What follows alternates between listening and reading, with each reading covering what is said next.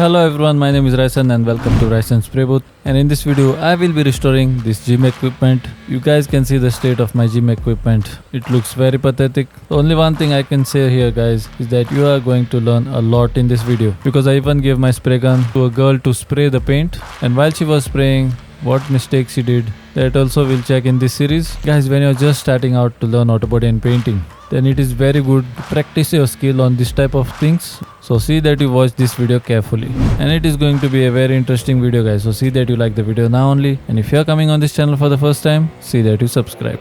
So come on, let's start the video.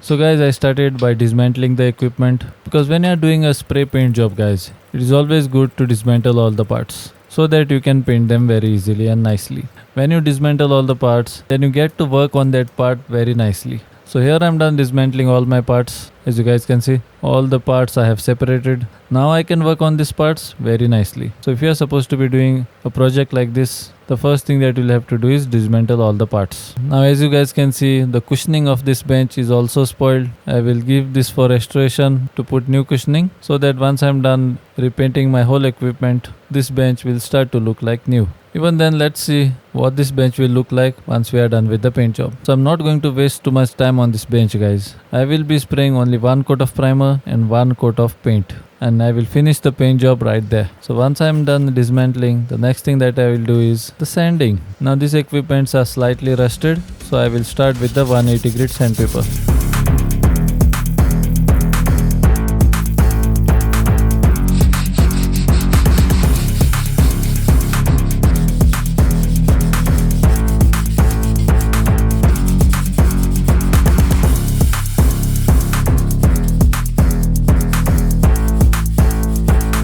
So here I'm done sanding all the parts guys, and as you guys can see, after doing the sanding process, all the parts have become slightly brownish. This is all dust from the rust which is come out. Now before you do anything, the next thing that you will have to do is get rid of all this dust, and you will have to clean these parts thoroughly. Now to clean these parts, I will make use of the Dettol kitchen cleaner, and I will make use of a Scotch-Brite. And by making use of a Scotch-Brite, I will start to scrub the equipments. So here I have taken a green Scotch-Brite and I have started to scrub the equipments.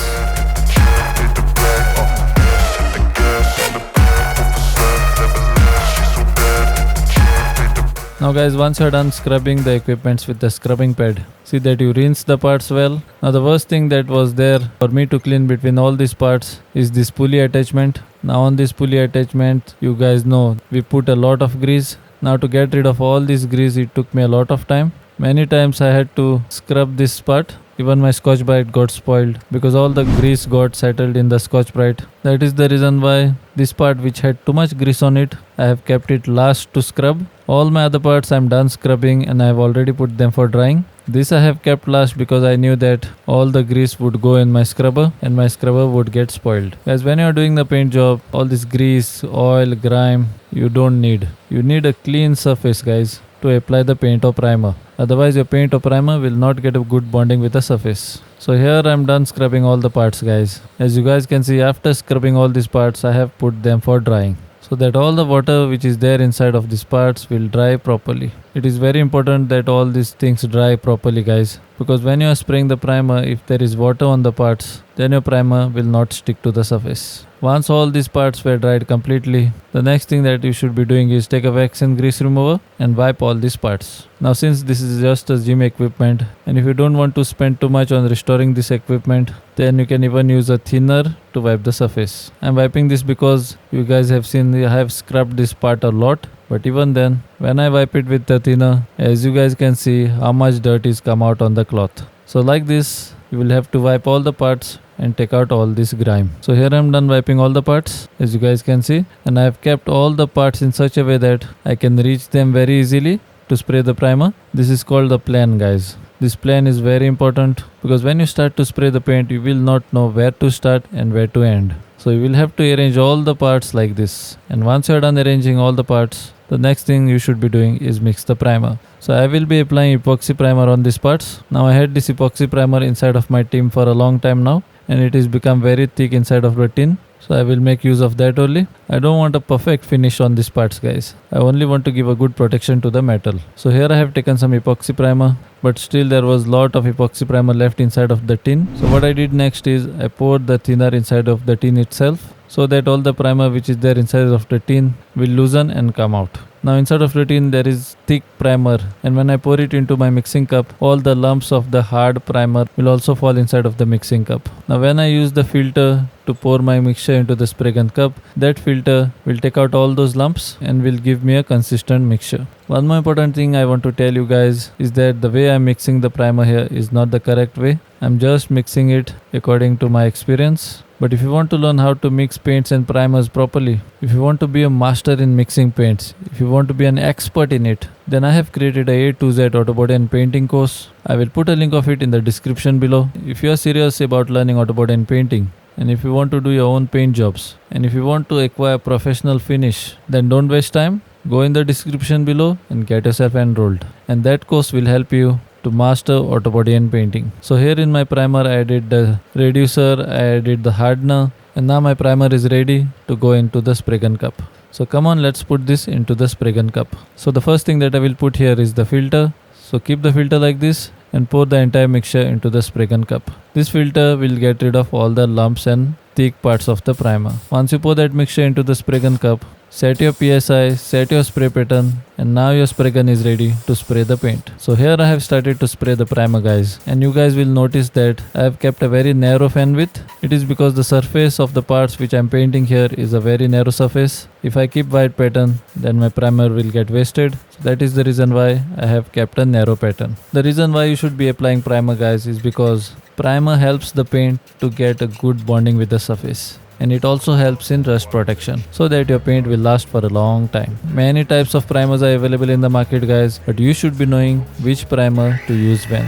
I don't ever slow up, no I don't take sh- I got no love for the fakeness. If you wanna play tough and wanna hate this, I'll always show up and make a statement. I don't ever slow up, no I don't take sh- I got no love for the fakeness. If you wanna play tough and wanna hate this, I'll always show up and make a statement. Everything I do so instinctive and so passionate. Every word I move so descriptive like an adjective. I got a vendetta against people who patented being negative when you should be. Now as you guys can see, I'm spraying the primer on a plain rod. Now once you're done spraying primer on this part, where you will keep this part and how you will spray on the rest of the part, that you should be knowing first only. This is called the plan, guys. This type of plan should be there in your mind first only.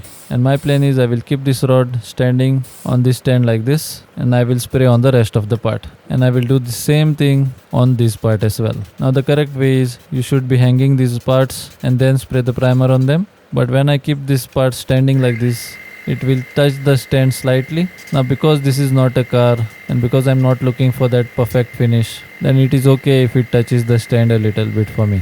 But if you are looking for a perfect finish, then you should be hanging these parts. That is the reason why the plan should be there in your mind in the first place. I don't ever slow up, no I don't take sh- I got no love for the fakeness. If you wanna play tough and wanna hate this, I'll always show up and make a statement. I don't ever slow up, no I don't take sh- I got no love for the fakeness. If you wanna play tough and wanna hate this, I'll always show up and make a statement. Gonna learn the consequence of being incompetent. Mental health is confidence, dreams. So one thing I want to tell you guys here is, to paint a car it is easy, guys, than painting this type of chassis parts. Because this type of parts have many sides, guys, and very easily you can miss one of the sides. And to paint this type of parts, it takes a lot of time as well. But for the car panel, there is only one side that should be painted, and you can paint it very easily. Now I will turn this part because I have not sprayed any primer on the back side of this part. So I'm going to spray only one coat of primer here. After I'm done applying the primer, I will give it one night to dry, and tomorrow I will apply paint on these parts. Play a million mind games, but instead I say something not illogical, something that is topical.